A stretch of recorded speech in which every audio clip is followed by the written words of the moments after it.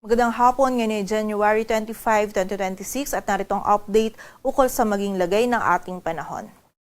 Kaninang 2 p.m. yung low pressure area na dating si Bagyong Ada na minomonitor natin dito sa may silangan ng Mindanao ay nag-dissipate or nalusaw na. And ngayon, wala na po tayong minomonitor na kahit anumang bagyo or low pressure area sa loob at labas ng ating area of responsibility. Ngunit may kita po natin dito sa ating satellite animation na merong mga dense or makakapal na kaulapan na umaabot dito sa may silangan ng Visayas at Mindanao. Ito po mga cloudiness or kaulapan na ito ay dala ng shear line at ina-expect po natin ngayong gabi patuloy pa rin magdudulot ang shear line ng mga katamtaman at kung minsan ay mga malalakas po na pag-ulan dito sa may silangan ng Visayas or dito sa Eastern Visayas maging dito din sa area ng Caraga. And expect po natin magiging maulap din yung kalangitan. May mga scattered din ng mga pag-ulan na mararanasan dito sa may Central Visayas, maging sa Camiguin, Misamis Oriental at sa area din ng Davao Region, dulot pa rin po ito ng shear line. Samantala, may kita din po natin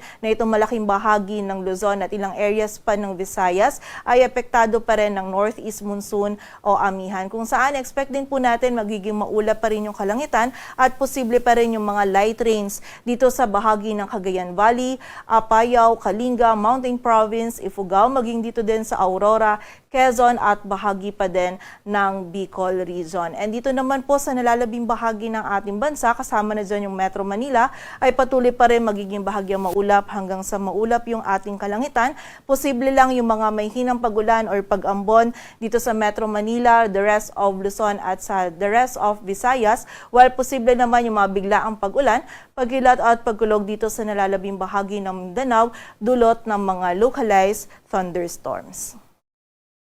At para naman sa magiging lagay ng ating panahon bukas, araw ng Lunes, patuloy pa rin magiging maulap yung ating kalangitan. May mga light rains pa din na mararanasan dito sa Cagayan Valley, maging dito sa malaking bahagi din ng Cordillera Administrative Region, sa area ng Aurora, Quezon at Bicol Region, dala pa rin po ito ng amihan. Samantala dito naman sa Metro Manila, maging sa malaking bahagi or nalalabing bahagi pa rin po ng Luzon, patuloy pa rin magiging bahagyang maulap hanggang sa maulap yung ating kalangitan. May mga possibility lang ng mga isolated ng mga may hinang pagulan or pag-ambon, dadala pa rin ng amihan. Agwat po ng temperatura dito sa Metro Manila ay mula 22 to 30 degrees Celsius. Samantala, ang shear line naman may mga dala pa rin na posibleng hanggang sa mga malalakas na pag-ulan, lalong-lalo na dito sa area ng Eastern Visayas, Central Visayas, sa may northern portion ng Mindanao area, partikular na po yan dito sa may Caraga, Camiguin at Misamis Oriental. So doble ingat pa rin po para sa ating mga kababayan dyan sa posibilidad ng mga pagbaha at pagguho ng lupa. While dito naman sa nalalabing bahagi ng Visayas, maging sa area din ng Palawan, patuloy pa rin po magiging bahagyang maulap hanggang sa maulap yung ating kalangitan. May mga light rains pa rin tayong mararanasan na dala ng amihan. And sa nalalabing bahagi naman po ng Mindanao, magiging bahagyang maulap hanggang sa maulap yung ating kalangitan din, ngunit possible yung mga biglaang pag-ulan, pagkilat at pagkulog na dulot ng mga localized thunderstorms. Agwat ng temperatura sa Cebu ay mula 24 to 30 degrees Celsius at sa Davao naman ay 24 to 31 degrees Celsius. At sa kasalukuyan naman po, meron tayong initial na weather advisory kung saan posible yung mga 50 to 100 millimeters of rainfall na dala ng shear line dito sa Eastern Samar, Leyte, Southern Leyte, Dinagat Islands at Surigao del Norte. While bukas naman po ng afternoon hanggang sa Tuesday afternoon, may mga posibleng malalakas pa rin ng mga pag-ulan sa Northern Samar at sa bahagi din ng Eastern Samar. So muli po, doble ingat para sa mga kababayan natin dito sa mga areas na ito sa banta ng mga pagbaha at pagguho ng lupa.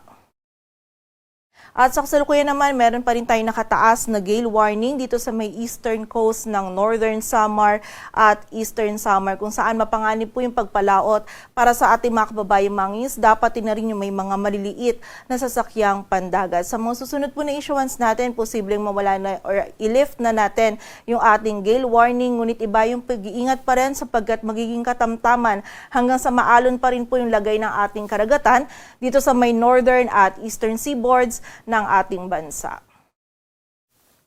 At para naman sa 3-day outlook ng mga key cities ng ating bansa, in the next 3 days, nakikita po natin patuloy pa rin na amihan at shearline yung makakaapekto sa malaking bahagi ng ating bansa. By Tuesday and Wednesday po, bahagyang hihina yung amihan, ngunit makakaapekto pa rin ito sa malaking bahagi ng Luzon. And by Thursday naman, ay magkakaroon po tayo muli ng surge ng amihan kung saan posible pong umabot ito or makakaapekto pa rin po ito hanggang sa malaking area muli ng Visayas. So expect po natin dito sa Metro Manila maging sa area ng Baguio City.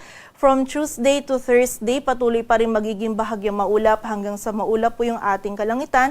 Generally, magiging malamig pa rin po yung ating panahon, lalong-lalo na sa gabi at sa madaling araw. And posible pa rin po yung isolated na mga may hinang pag-ulan or pag-ambon na dala ng amihan. Agwat po ng temperatura sa Metro Manila ay mula 22 to 31 degrees Celsius at sa Baguio naman ay 12 to 23 degrees Celsius. Samantala, dito naman sa area ng Legazpi City, by Tuesday and Wednesday, magiging mataas po yung possibility ng mga pag-ulan, pagkilat at pagkulog dahil nakita po natin na posibleng tumaas yung axis ng shearline. So ito po mga pag-ulan nito ay posibleng dala ng shearline. Ngunit by Thursday naman po kung saan nakita natin yung another surge ng amihan, magiging maulap naman po yung kalangitan din dito sa area ng Legazpi City and posible po yung mga light rains na dala naman ng amihan. Agwat ng temperatura sa Legazpi City ay mula 24 to 30 degrees Celsius. Samantala dito naman sa bahagi ng Metro Cebu at Iloilo City, by Tuesday and Wednesday, magiging bahagyang maulap hanggang sa maulap po yung ating kalangitan. Posible yung mga biglaang pag-ulan, pagkilat at pagkulog dulot ng mga localized thunderstorms. And by Thursday naman ay magiging maulap po yung kalangitan natin at posible yung mga light rains na dala ng amihan. While for the area of Tacloban City, from Tuesday to Thursday, maulan po na panahon yung ating mararanasan or mataas yung possibility ng mga pag-ulan, pagkilat at pagkulog na dala ng shearline. So muli po, pag-iingat para sa ating mga kababayan sa posibilidad ng mga pagbaha at pagguho ng lupa. Agwat ng temperatura sa Metro Cebu ay mula 24 to 30 degrees Celsius. Sa Iloilo City ay 23 to 30 degrees Celsius at sa Tacloban City naman ay 24 to 30 degrees Celsius.